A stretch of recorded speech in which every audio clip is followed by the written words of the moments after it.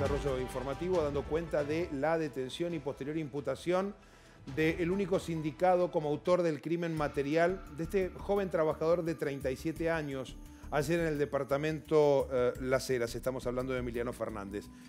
Sofía tiene todos los detalles. Una investigación que en poco más de 15 horas permitió avanzar rápidamente y dar con esta persona que vemos en imágenes. Héctor Fabián Maravilla, el único detenido e imputado por el crimen de Emiliano Fernández que tuvo lugar en el día de ayer en la mañana. Así era trasladado y notificado del delito de homicidio criminis causa en concurso real con hurto agravado. Esas son las calificaciones que resolvió el fiscal de este caso, Gustavo Pirrelo, quien hoy habló junto con el fiscal en jefe de homicidio, Fernando Guzzo, dando detalles de la investigación, pero además adelantando que a partir de esta calificación arriesga la pena de prisión perpetua e irá a un jurado popular para que lo juzgue.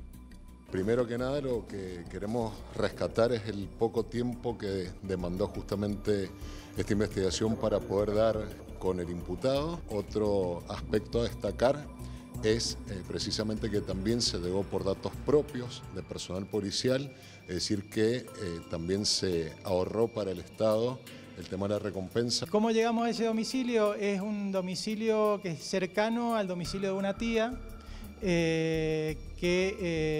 bueno, el domicilio de la tía no estaba, pero así había un vehículo que habría colaborado posiblemente para sacarlo del domicilio de él.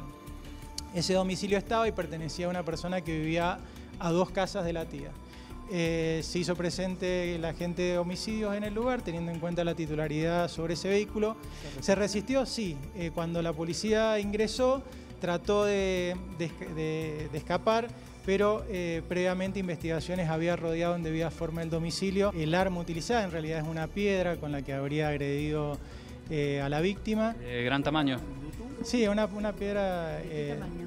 un tamaño considerable, más grande que una mano la piedra. Cuando usted ve la dimensión de la piedra, analiza la mecánica, la zona vital de la cabeza en la que le pegó y la causa de muerte, que no la tengo informada, pero que tiene que ver con seguramente una fractura en el cráneo, lógicamente no hay otro resultado.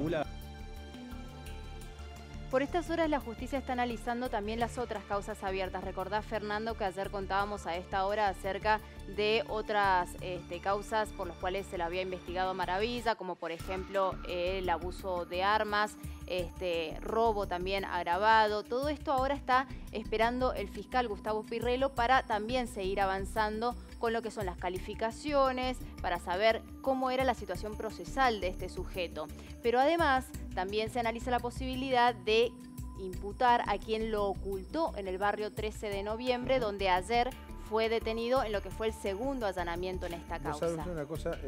A mí la primera versión que llegó anoche, apenas terminamos el noticiero, sí, nos llegó la información, pero mira, 4 minutos después, ¿no? Tal cual. De que habían dado con este sujeto en un barrio de Guaymallén, ¿verdad? Efectivamente. En un barrio de Guaymallén. La primera versión indicaba que había ingresado un llamado al 911 dando cuenta de un dato preciso que les sirvió o les habría servido a los investigadores llegar hasta ese lugar.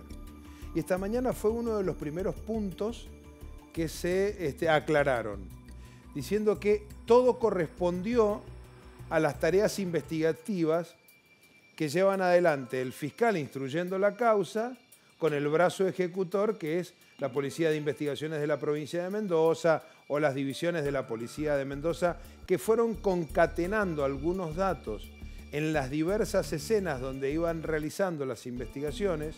Llámese el domicilio de este sujeto, sí, muy cerca del lugar del crimen, tal cual, muy cerca del lugar del crimen, donde encuentran la bicicleta, pero no a Maravilla, y un auto que daba vueltas o salía raudamente cuando los investigadores llegaban horas después en la primera acción directa respecto del primer allanamiento. Y de ahí en más comienza la historia, Sofi. Claro, y es precisamente lo que hoy explicaba y recién escuchábamos al fiscal Fernando Guzzo aclarando esto, ¿no? De que todo ha sido a partir de datos que fueron recabando personal de investigaciones, de la División de Homicidios, personal policial, haciendo referencia y también haciendo hincapié en que no tuvo que avanzarse con la recompensa. 750.000 pesos que habían sido ofrecidos como recompensa por parte del Ministerio. Por eso la aclaración que daba hoy la autoridad, justamente el fiscal en jefe de homicidios, que lo escuchábamos recién, y luego escuchábamos al fiscal que instruye, que investiga este caso, que hacía referencia a algunos detalles, como por ejemplo esto que vos también mencionabas, el vehículo que permitió también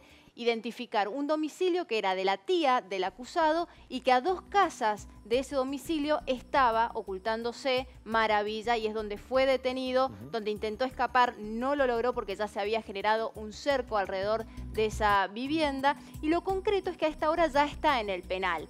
Pero las imágenes que compartimos y que vamos a mostrar y ahora vamos a escuchar son de anoche, cuando precisamente detenían a Maravilla.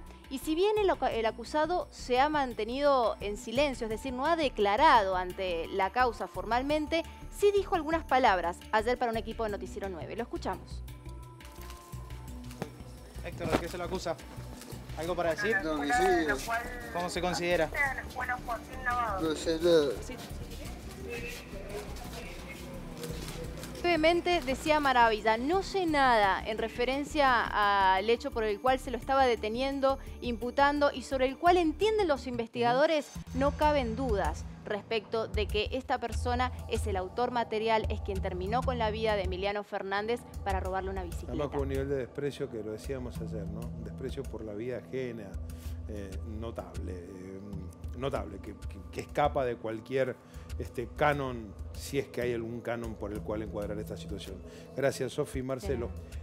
La política se mete en la discusión por el tema de la seguridad. Esta mañana los primeros en convocar, lo hicieron ayer en realidad, a una conferencia de prensa, fueron referentes del principal partido de la oposición, el justicialismo local. Exactamente, 3 de sus referentes, vamos a escucharlos. En un resumen de lo que dijeron, fue hoy en una conferencia de prensa alrededor de las 9:30 de la mañana. Lucas Gilardo, Rafael Moyano y Néstor Márquez son las espadas que tiene el peronismo en la bicameral de seguridad, y no hubo sorpresa frente a los planteos. Hicieron un largo relevamiento de la cantidad de homicidios notables y reales que han existido a lo largo de todo este año aquí en Mendoza. En cada uno de ellos fueron pidiendo la renuncia del jefe de policía, del ministro y de la plana de funcionarios que acompaña al ministro Lebrino. Esto decían. En el día de hoy hemos tomado la decisión de pedirle al gobernador, después de infructuosos intentos de que diera la cara el ministro de Seguridad de la provincia, la renuncia inmediata del ministro de Seguridad Lebrino, junto con todo su equipo de seguridad y la cúpula policial.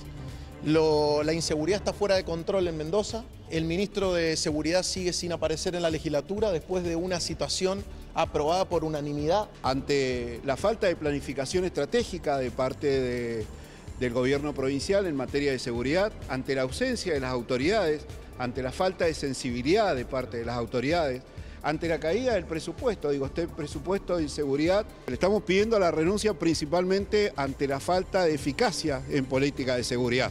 Notamos que hay zonas liberadas en distintos departamentos de la provincia de Mendoza, especialmente en el Gran Mendoza. El gobierno salió a responderle. Víctor Ibáñez, lo vemos. Yo creo que la oposición tendría que tener solidaridad con la familia, con las víctimas, ¿no? Y no estar haciendo una especulación política respecto del pedido de renuncia de un ministro sin decir una sola palabra que tenga que ver con el hecho y lo que significa para las personas la muerte de una persona. Esto me sigue sorprendiendo, bueno, ya no me sorprende nada de la oposición. Creo que hay un muy buen trabajo por parte del Ministerio de Seguridad a cargo del ministro Lebrino. Las situaciones también de inseguridad que se viven hoy, se viven en todo el país en el marco también de una situación de una macroeconomía que cada vez está peor, de una situación de un país que no tiene conducción, de un país que no tiene destino en el gobierno nacional, y que obviamente las circunstancias económicas, y todos lo sabemos, generan situaciones de esta naturaleza. Las distintas situaciones que se han producido, las personas o los culpables o sospechosos, para ser técnicamente correcto, han sido rápidamente detenidos.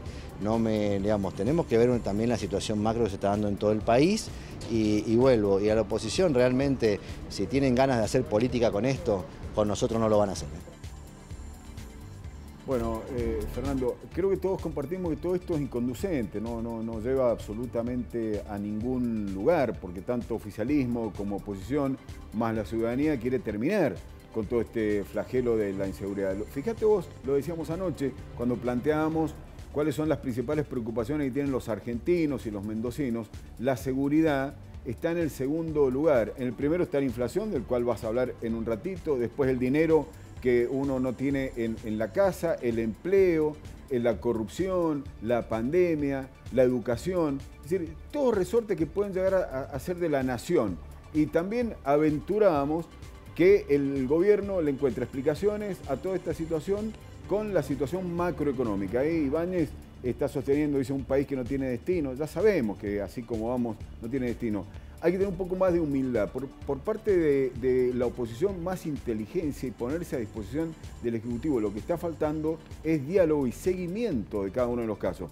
Hoy se hablaba mucho, Fernando, dentro de lo que es este análisis, ¿qué se puede hacer ante una persona como Maravilla que sorprende a otro que viene en bicicleta, que ni sabe, ni se imagina que está detrás de un árbol para matarlo? Nada se puede hacer en ese momento. Lo que hay que hacer es previo, es todo lo prevención. Maravilla había tenido contacto con la justicia, con la policía y con la penitenciaría en varias oportunidades. Estaba libre bajo fianza, se había pagado 20.000 pesos para estar en libertad. No se hizo un seguimiento de Maravilla y sin embargo siguió delinquiendo. Lo cuenta muy bien el diario El Sol en su sección policiales. Maravilla, hace 5 o 6 años, lo contamos ayer aquí, se había quedado sin papá y sin mamá. El padre había matado a la madre. Él, junto con 8 hermanos, lo único que sabían era delinquir. El Estado falló ahí. No hay diálogo entre la oposición y el oficialismo, lamentablemente, y si se siguen acusando, no se va a lograr absolutamente nada. Gracias, Marcelo.